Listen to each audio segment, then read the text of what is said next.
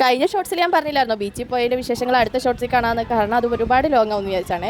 ഞങ്ങൾ പോയത് സൺഡേ ആണ് കേട്ടോ. സൺഡേ ആയതുകൊണ്ട് തന്നെ പാർക്ക് ചെയ്യാൻ ഇച്ചിരി കഷ്ടപ്പെട്ടു. അങ്ങനെ കിട്ടിയൊരു തുച്ഛമായ സ്ഥലത്ത് പാർക്കിംഗ് ചെയ്ത് മാസമായിട്ട് വരുന്ന ഇക്കാക്കാം. ഞങ്ങളുടെ കൂടെ ഉണ്ടായിരുന്ന ഒരു എൻട്രൻസിൻ്റെ ഇറക്കി കേട്ടോ. ഷാനത്താത്താക്ക് അധികം നടക്കാൻ പറ്റില്ലല്ലോ. എന്നിട്ട് ഞങ്ങൾ പാർക്ക് ചെയ്ത് ഒരുപാട് പിന്നെ അവരുടെ അടുത്തേക്ക് നടക്കാനുണ്ടായി. ഞാൻ കണ്ട ബീച്ചുകളിൽ വെച്ച് ഏറ്റവും കാം ആൻഡ് ക്വയറ്റായിട്ടുള്ള ഒരു ബീച്ചാണ്. അടിപൊളിയായിട്ടോ ഇതിൽ കൂടി ഇങ്ങനെ നടക്കാൻ. ഞങ്ങൾ ആഗ്രഹിച്ച പോലെ തന്നെ സൺസെറ്റ് നല്ല അടിപൊളിയായിട്ട് തന്നെ കണ്ടു.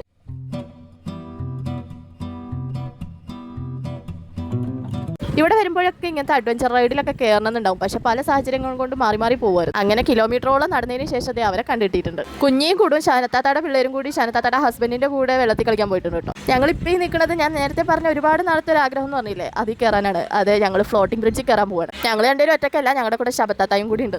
കാര്യം ആഴക്കടലിലേക്കാണല്ലോ പോണത്. അതുകൊണ്ട് ശബത്താത്ത പിള്ളേർക്കൊക്കെ ഒന്നുകൂടെ ടാറ്റൊക്കെ കൊടുക്കുന്നുണ്ട്.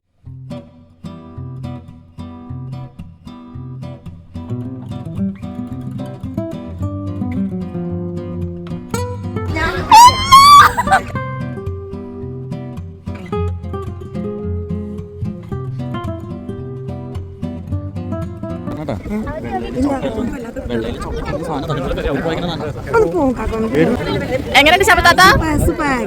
ഫ്ലോട്ടിംഗ് ബ്രിഡ്ജ് അടിപൊളിയായ എക്സ്പീരിയൻസ് തന്നെയായിരുന്നു കേട്ടോ. അവിടെ നിൽക്കുന്നതിനേക്കാളും രസം ഇങ്ങനെ ബ്രിഡ്ജിൽ കൂടി നടക്കുന്നത്. നേരത്തെ കണ്ട പോലെ തന്നെ വലിയ തിരമാലകളൊക്കെ വരുവാണെങ്കിൽ അടിപൊളി കേട്ടോ. അങ്ങനെ അതെല്ലാം കഴിഞ്ഞ് വന്നപ്പോഴേക്കും സന്ധ്യയായി. പിന്നെ വീട്ടിൽ പോകാൻ വിചാരിച്ചു. എൻ്റെ ചെരുപ്പൊക്കെ എടുത്ത് തിക്കാക്കുവാനുണ്ട്. അത് കണ്ടപ്പോൾ എനിക്ക് സീറോ മെയിൽ ലീഗോ എന്നുള്ള ക്യാപ്ഷനാണ് ഓർമ്മ വന്നത്. പിന്നെ ഷാനത്താത്താനെ വീട്ടിലാക്കി അവിടുന്ന് ചോറും കഴിച്ചിട്ടാണ് ഇറങ്ങിയത്. പോണ വഴിക്ക് പിന്നെ എയർപോർട്ടിൽ കയറുന്നത് പതിവാണല്ലോ. അന്ന് ഒരുപാട് ഫ്ലൈറ്റ്സ് കണ്ടു, ലാൻഡിംഗ് ആയിട്ടും ടേക്ക് ഓഫ് ആയിട്ടും. ചില ദിവസങ്ങളിൽ അങ്ങനെയാണ്. പക്ഷേ ചില ദിവസങ്ങളിൽ എന്തോരം നോക്കി നിന്നാലും ഒറ്റ ഫ്ലൈറ്റ് കാണാറില്ല. കുറച്ച് ഫ്ലൈറ്റ്സ് കണ്ട സ്ഥിതിക്ക് നമ്മുടെ ഇന്ത്യ റെയിൽവേയും കൂടി അവിടെ കിടക്കട്ടെ. എന്താണെന്നറിയില്ല, പാതിരാത്രിക്ക് ഇതുപോലെയൊക്കെ പോകാൻ നല്ല രസം. 5-6 ഫ്ലൈറ്റും ട്രെയിനൊക്കെ കണ്ടതിന് ശേഷം നേരെ വീട്ടിലേക്ക്.